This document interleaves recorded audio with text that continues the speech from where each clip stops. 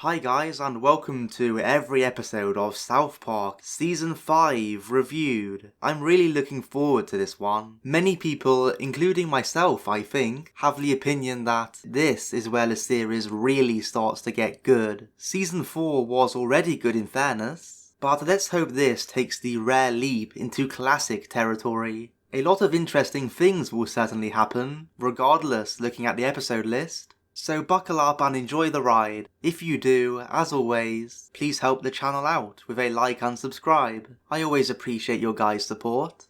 Right, that's enough of that. Let's get into these episodes. Season 5, Episode 1. It Hits the Fan. Everyone freaks out that the word shit would be said on the TV show Cop Drama. Turns out the overuse of the word unleashes a deadly curse on the world. My trivia for this one is the word shit is said 162 times in this episode, with a constant counter shown on screen. My best moment was the Excalibur workers' reaction to seeing the runestone. Now, I've actually been inside the Excalibur Hotel in Las Vegas, and I regret to inform you that I never encountered any British workers rambling about curses and runestones. If only. This one gets a 4 out of 5. For an episode determined to say the word shit as many times as possible and still have a plot, this was surprisingly clever. I will admit it did get a tad repetitive in the first half, but everyone going crazy for the naughty word being used on TV was amusing by itself. How everyone treats it like the biggest deal in the world.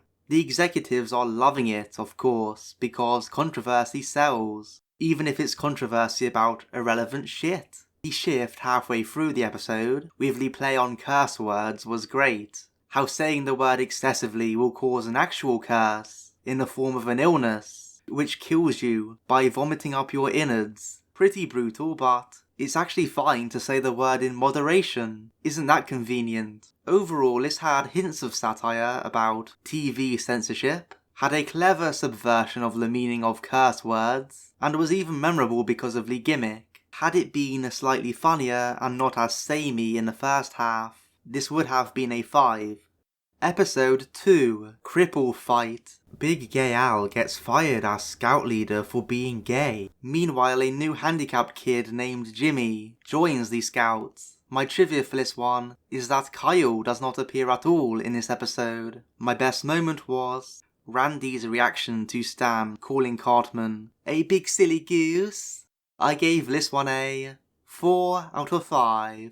The main legacy from this episode is bringing in Jimmy as a permanent character. No wonder he stuck around, as he does have a lot of charm to him. His back and forth with Timmy is amusing, and the massive audience watching their fight was mistaken as supporters of a gay pride rally, so the fact the fight was a bit drawn out for my taste was excusable because it was actually relevant to the plot. Now, this episode clearly had a message they wanted to get across, and I tend to agree with most of what was said here. The parents being skeptical about a gay scout leader is mostly unwarranted. Sure, kids are impressionable, as shown by Stan copying Big Gay Al's way of speaking, but that doesn't mean they're gonna turn gay, and asking friends to call each other retards instead, I'm not sure is better. Anyway, it backfires massively on the parents in the end, when Gay Al is replaced by this manly looking guy who turns out to be a child molester. This was a very obvious way to make the point, but it holds true. Straight people are just as likely to be child predators as gay people. The argument that most LGBT people are trying to force something on kids is completely overblown, and it's an argument mostly made by bigots, let's be real. Back in the days we had this a lot. Only then it was about gays. Nowadays it seems to have moved on to trans people. It's the same shit though. As this episode says, there's no evidence at all that suggests they are any more likely to be child molesters than straight people. There's been no study or anything that's been done to show that. If anything, the correlation is the opposite, right?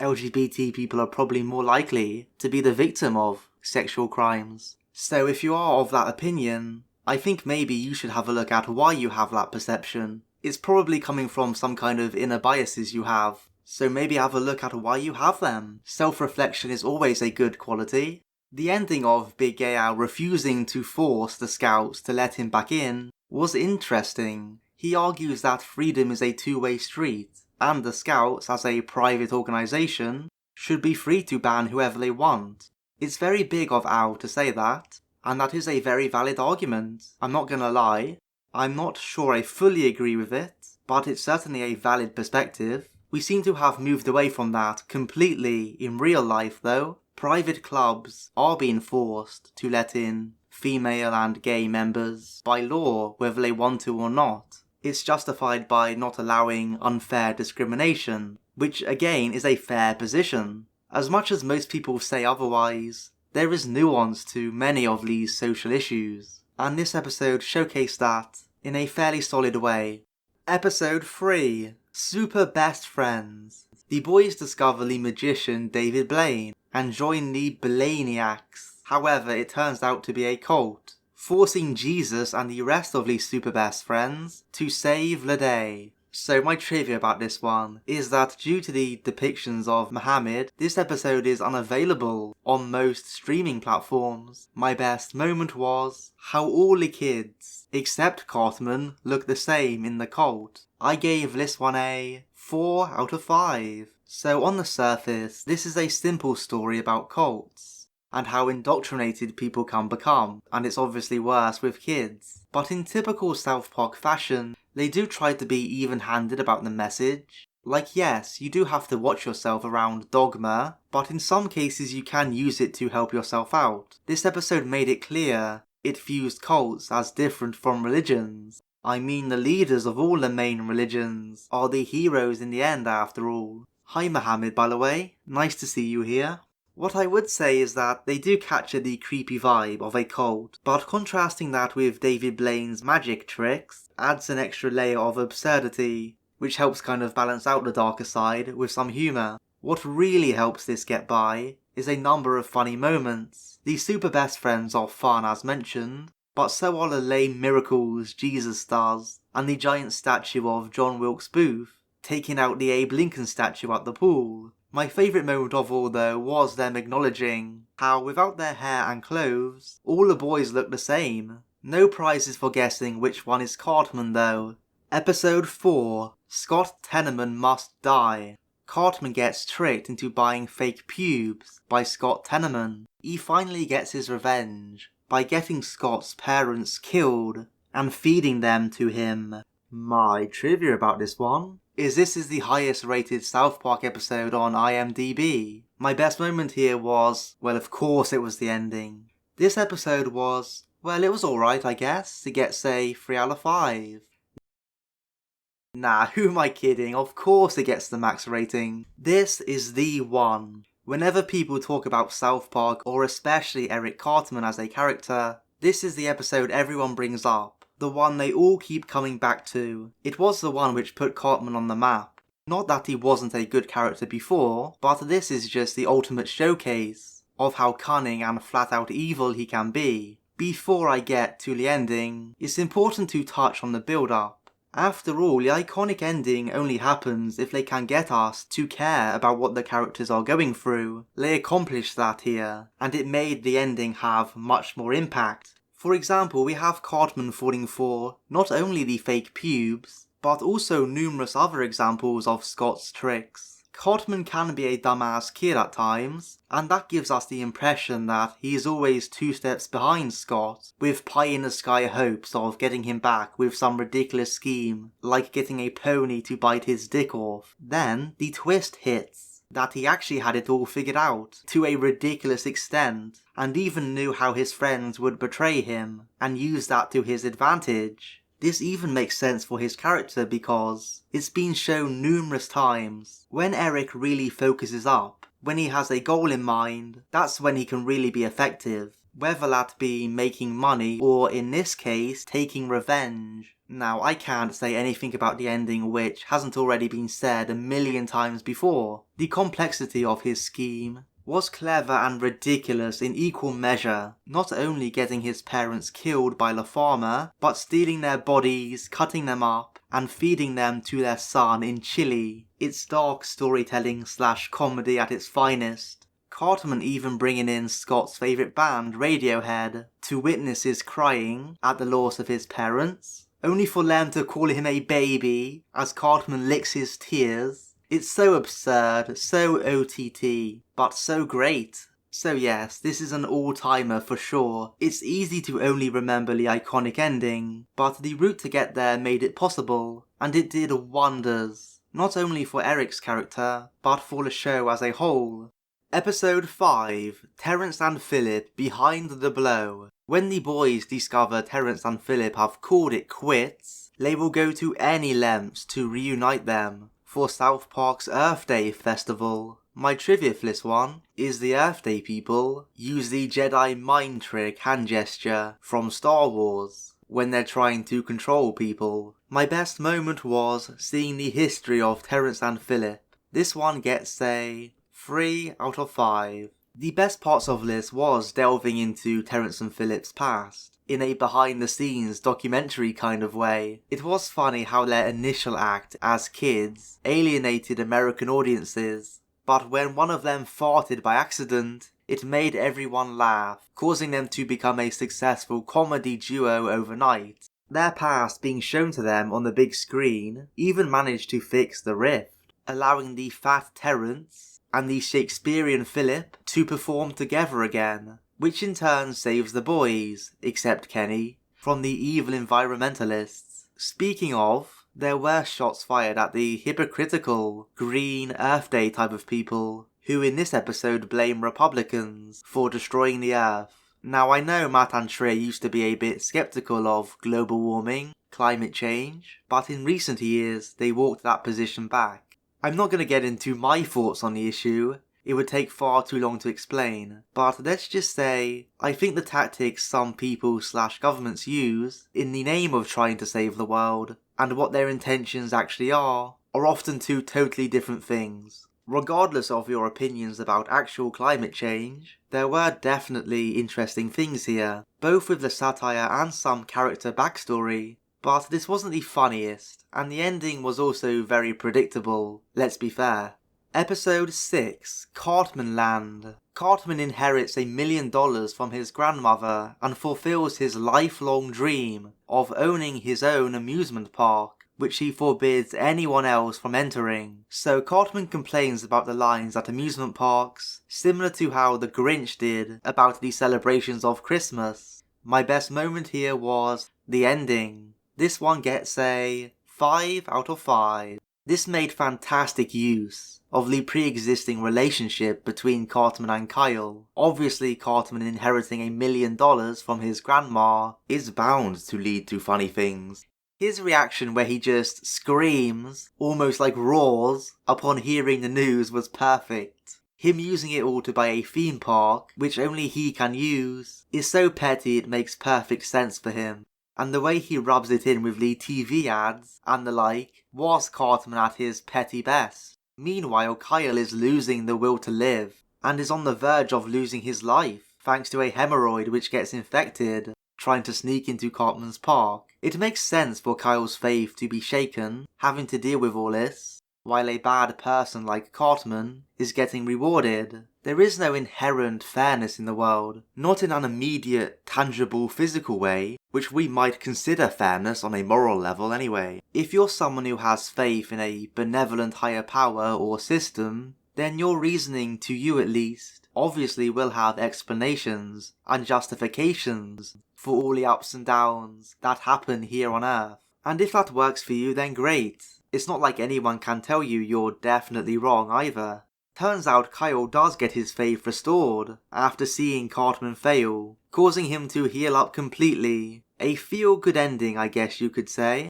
To go with the very solid story, this was also quite funny and clever. Cartman having the time of his life in the park early on was amusing, but so was him having to let people in, so he inadvertently ended up running it like a business. It succeeded in getting people to come too, so much so that everyone hailed him a marketing genius. He was just annoyed not to get the rides to himself anymore though. So through his own idiocy, he ended up losing the park and the money. I especially liked the line from the French guy ripping him off, and Cartman saying Kenny dies all the time, after the guys took his money as a settlement.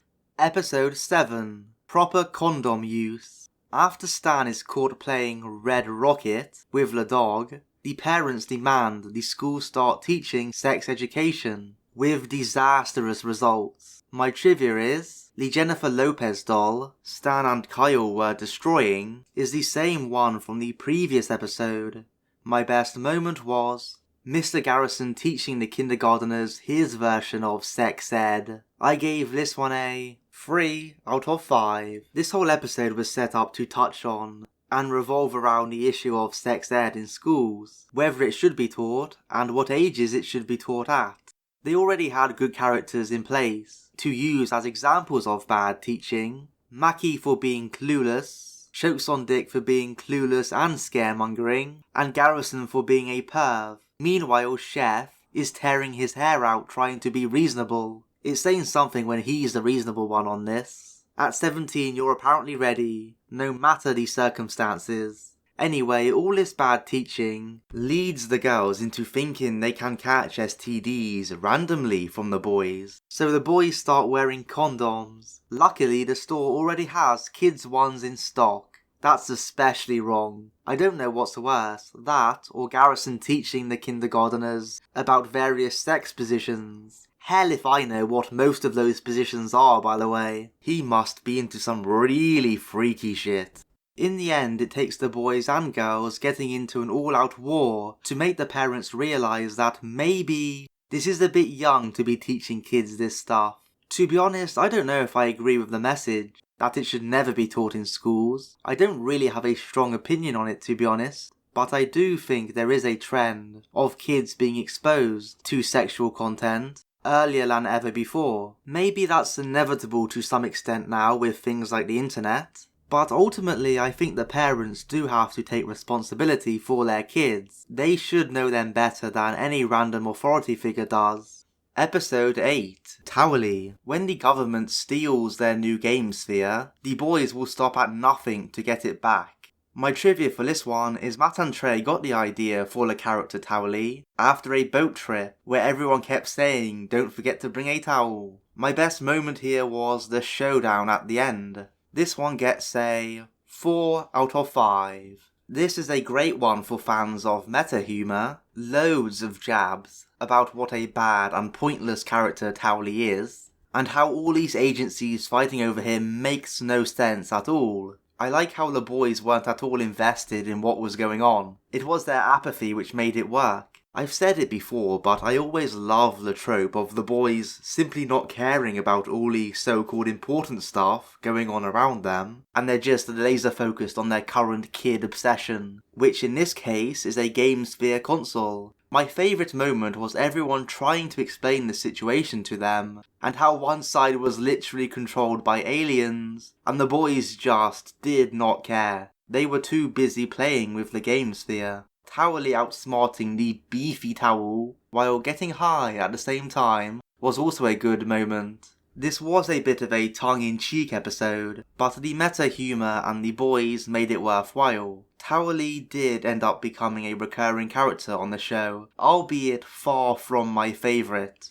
Episode 9. Osama bin Laden has farty pants. The kids of South Park have to send some money to the children of Afghanistan. The boys get a goat in return, but when they try and take it back, they get flown to Afghanistan. My trivia for this one is that in the commentary, Matt Stone states that he hates Stevie Nicks, hence comparing her to a goat. Although nowadays, goat also means greatest of all time, so maybe she should take that as a compliment. My best moment was Cartman's Looney Tunes-esque antics with Bin Laden. This one gets a 5 out of 5. This episode was made hot off the heels of 9/11, and although I'm certainly not going to get into 9/11 here, this does deserve respect for handling the topic in a reasonable way so soon after. Unlike a lot of the hysteria at the time, they give a fairly balanced take, using the boys to show the American side which, while angry at the situation, understandably of course, they're also a bit naive to the suffering of the Afghani people, as well as the perspective of the Afghan kids, who understandably dislike America given it's the country that is dropping bombs on them, but at the same time they are shown to have honour, not only sending the boys a goat as thank you for their charity, but even helping to save them from the terrorists in the end. Obviously this succeeds in showing that most people in these countries that the West bomb or help to fund the bombing of are not terrorists, just normal people trying to get on with life. Even if you don't like or agree with their culture, it's their part of the world.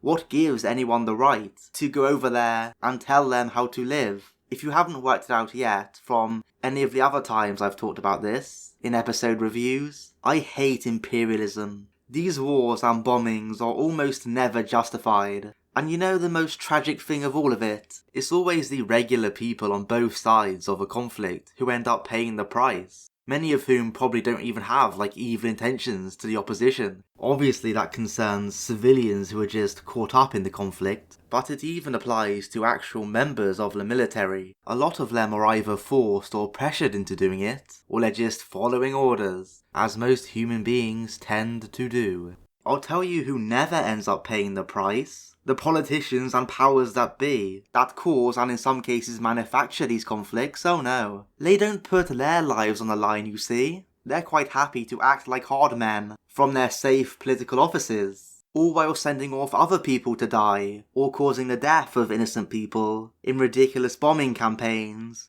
Sorry to go off on a rant there, but it is somewhat related to this episode, and this is actually a rare thing which I am somewhat passionate about.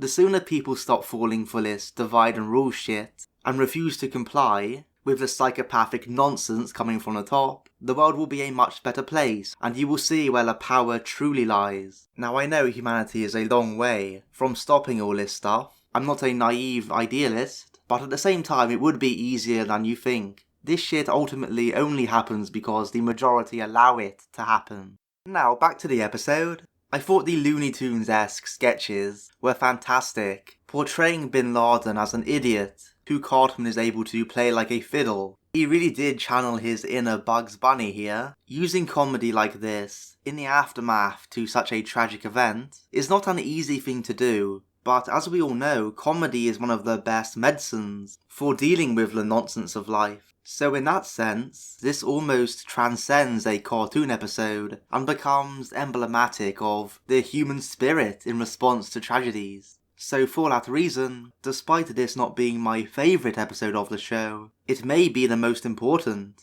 Episode 10. How to Eat With Your Butt. Cartman gets Kenny's prank school picture on every missing child milk carton in the country. Soon a couple mistake Kenny for their missing son. So this is actually the first time we are able to see Stan and Kyle without their hats on. Kyle has quite the hairdo, doesn't he? My best moment was Butters getting blamed by everyone for his hair sticking up in his school photo. They all cared about that, but apparently nobody cared about what Kenny did. Poor Butters. Never can catch a break. I gave this one a 4 out of 5. This episode revolved around fairly juvenile humour, let's be real, with people having asses as faces, and the farting noises Martha makes when she cries. South Park often excels at this type of comedy though, so they do make it work here. The running gag of how they keep feeling the need to explain they have buttocks where their face should be, and everyone just goes, really? And the bits at the start with Kenny putting his hoodie on backwards, smiling with his brown eye, were all amusing. This is also the first time we really get to see how tough Butters has it with his parents. Getting grounded for spoiling the photo, even if it wasn't his fault. Even his normal face is apparently a problem for them.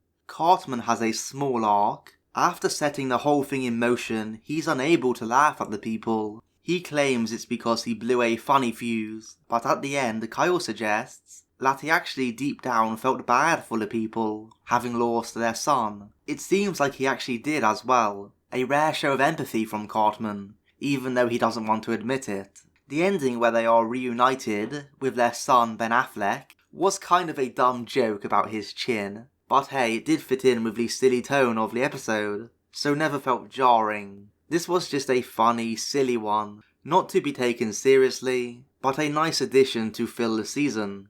Episode 11, The Entity. Mr. Garrison gets fed up with the airports and the airline industry, so he invents his own revolutionary transportation device. Meanwhile, Kyle's geeky cousin comes to stay. My trivia about this one is Bill Gates is seen with a bandage on his head. This is a reference to him getting shot in the movie. My best moment was Mr. Garrison showing off the design of the It. This one gets a 4 out of 5. So Kyle meeting his nerdy, awkward cousin Kyle for the first time was interesting. It certainly subverted his expectations. I know the character is meant to be annoying, and him annoying Kyle and embarrassing him in front of his friends certainly does work. His constant whining does annoy me after a while though. Fair play to him though, he is very persistent. He keeps coming back from the boys' brutal attempts to get rid of him, like putting him on a plane and tying his sled to a bus. He's nothing if not determined. The ending where he dismisses the boys as rednecks was a funny twist, and they all absolutely deserved it. We do see Cousin Kyle in future episodes too, so we're by no means done with him yet. Garrison's plot was the funniest thing here. He creates this absurd vehicle based on gyration. It makes no sense of course, but his demonstration to all the world's billionaires is just crazy talk. Having penis-shaped handles, going in every orifice. The one designed for children was just wrong in every way. But hey, everyone still prefers it to having to deal with the airlines, so it turns into a massive success. Turns out though, the buttons on the side work the machine just as well. But what fun is that, hey, Mr. Garrison? The ending of the government bailing out the airlines, once again by shutting him down, is a fair jab at how scummy a lot of the airline industry is. Just another solid episode all round. Episode 12, Here Comes the Neighborhood. Token is tired of getting picked on for being the only rich kid in town, so succeeds in attracting several other wealthy families to South Park. My trivia for this one is the head of the lions, Aslan, is a reference to Aslan the lion from Chronicles of Narnia. The ending was my favourite overall moment here. This one gets a 4 out of 5. This was quite cool in how it made tired satire feel somewhat fresh by playing around with the dynamics. Token, the town's only black kid, is also the town's richest kid. He gets annoyed at all the kids making fun of his wealth, so tries to be more like them, much to the annoyance of his parents. When that fails, he invites other rich families, which soon results in a lot of famous rich black people moving in. The regular townsfolk grow quite resentful and start treating them the same way racists would treat minorities, like making them sit at the front of the bus and saying things like, "We don't take kindly to your folk around here." They even dress up as ghosts trying to scare them away, which of course accidentally makes them look like KKK members instead. Obviously the satire is mainly aimed at them for being so prejudiced about change, but at the same time the rich celebs are portrayed as oblivious and kind of self-satisfied. So once again the message was fairly even-handed, not too much in your face. I also think Token learned a lesson. It's natural to some extent for friends, whether they be adults or kids, to take the piss out of each other, and a lot of the time that will be because of their differences. Everyone has their own limit on what they find acceptable of course, and the point at which jokes cross the line, but in general I think the whole sticks and stones saying should apply. The jokes here were mostly average, but I did enjoy the cheesiness of the Lions' attempts at jokes. Episode 13, Kenny dies. Kenny is in hospital with a terminal disease, causing Cartman to speak before Congress in favour of stem cell research, whereas Stan struggles to face his dying friend. So the reason Kenny was killed off here is because Matt and Trey grew tired of killing him in every episode. My best moment here was Cartman getting Congress to sing Heat of the Moment. This one gets a 5 out of 5. Indeed, this one did produce a major continuity shift for the show, Kenny dying for good, which lasted a good season or so. From that, they managed to give us emotional examinations of probably the show's two main characters, Stan and Cartman. For Stan, it's the loss of a friend. That's hard at the best of times, but losing a young kid when you're a kid yourself, it's even harder to wrap your head around. They do take it quite seriously as well, showing how he wants to be there for Kenny, but just can't summon the courage to face him, pretending things are all fine. Kyle tries to be the mature one, trying to do what's best for Kenny, but it's easy to understand Stan's perspective. Finally he does go see him, but it's too late. Kenny has already passed on. Stan's only solace is that he wasn't Kenny's worst friend, that was Cartman. He was at his best all episode long. When the government bans stem cell research, it means he can't sell the ones he found anymore. So he uses Kenny's predicament as cause for him to lobby the government to get them to change the law. Him getting everyone in Congress to sing Heat of the Moment was funny. And is it any real surprise that Cartman is able to manipulate them all like this? Most of them are pretty dumb at the best of times.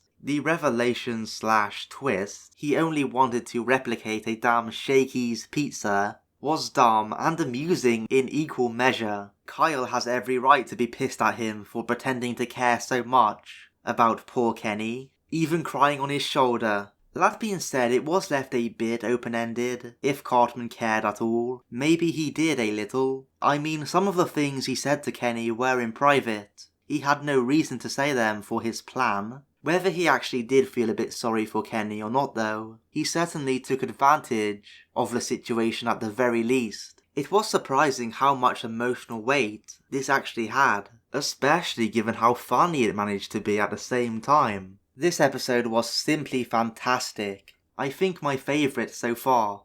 Episode 14. Butters' very own episode. Butters discovers a secret about his dad, causing his mum to go crazy and try to kill him. So while on the creepy road, 3 laser dots appear on Butters' forehead. This is a reference to the film Predator. My best moment here was the parody of the old Pet Sematary guy. The season finale gets a 4 out of 5. This starts off with Detective Butters spying on his dad on the orders of his mother to see what anniversary gift he is buying. Only turns out he's not shopping at all. He's getting his cheeks clapped by a bunch of random men in a bathhouse. Not that there's anything wrong with that necessarily by itself. If that's your thing, you do you. Hope you enjoy it. It's the fact that he's doing it behind his wife's back, cheating on her, which is the morally wrong part. I did like how innocent Butters was, presenting the clues to his mum by the way. You do kind of feel sorry for him all episode long, just hoping that things would turn out well. Oh yeah, I guess I should mention Linda went totally crazy after finding out her husband's betrayal, and tried to drown Butters in a car before killing herself. Obviously this makes her the most unlikable of all, but she and Steven eventually try to cover it up by saying their son was taken by some Puerto Rican guy. They use this to take numerous shots at some unconvicted yet suspected murderers of the time. The Ramseys, Gary Condit, and O.J. Simpson. Now I did kind of like Steven's confession speech at the end, where the writers were personally talking through the character to the people, screaming at them to confess because they're murdering liars. I appreciated the passion. Scumbag murderers do need to be called out. However, it's questionable whether the people here were the right targets. I think most people tend to agree that OJ was probably guilty, but with my admittedly limited research, the other 2 cases seem far from clear. So there's a decent chance they just destroyed the names of some innocent people there. Which is why you have to be careful with this type of thing. The crowd isn't always wisdom-filled. Still, the episode is a success overall. It was the platform which really launched Butters into the show, and showed off that his parents are probably the most messed up ones in the entire show, which is quite an achievement given the competition. So that's all the episodes done, and here is my South Park Season 5 summary. The overall season average score was 4.14, that's pretty goddamn impressive. And it did it, as you can see, by being ever so consistent. There weren't a crazy amount of 5s, but most of the season was just 4 rated episodes. Because of that, I didn't do a bottom 5 episode list, because there weren't really any bad episodes, let alone 5 of them. But my top 5 were as follows: It Hits the Fan as the lone 4, Osama bin Laden has 40 pants at 4, Cartmanland at 3, Scott Tenorman Must Die at 2, and Kenny Dies as my favourite. I very much enjoyed this season. It was so fun to watch. There were no bad episodes to speak of, and a few all-time classics to boot, some of which helped move the series on to the next level. This was mainly due to improved characterization across the board. Cartman got his most iconic appearance here, and a few other good ones. He really has settled into his cunning sociopath role by this point. We also got more from the other boys. Stan and Kyle had a few episodes where they questioned their beliefs and morality, and even one where they had to deal with the loss of a friend in Kenny. The season finale also gave Butters his first major breakout role, so what's not to like really? The satire and comedy were also just as good as ever, so I can now firmly say that this is the start of the South Park golden era. I'm interested now to see how long they can keep it up for, and how the scores will end up comparing to, say, the Simpsons classic era, which averaged like 4.2 over nearly 150 episodes. If it gets near that, then I will have a great time watching, that's for sure. In fact, I'm so motivated to find out that I will go again straight away with season 6 next month. Family Guy isn't going anywhere. I'm almost caught up with it now anyway. So guys, please tell me, what did you think of this season? Did you enjoy it as much as me? Or do you have some disagreements? Either way, please leave your thoughts in the comments. For now though, I bid you goodbye. Take care.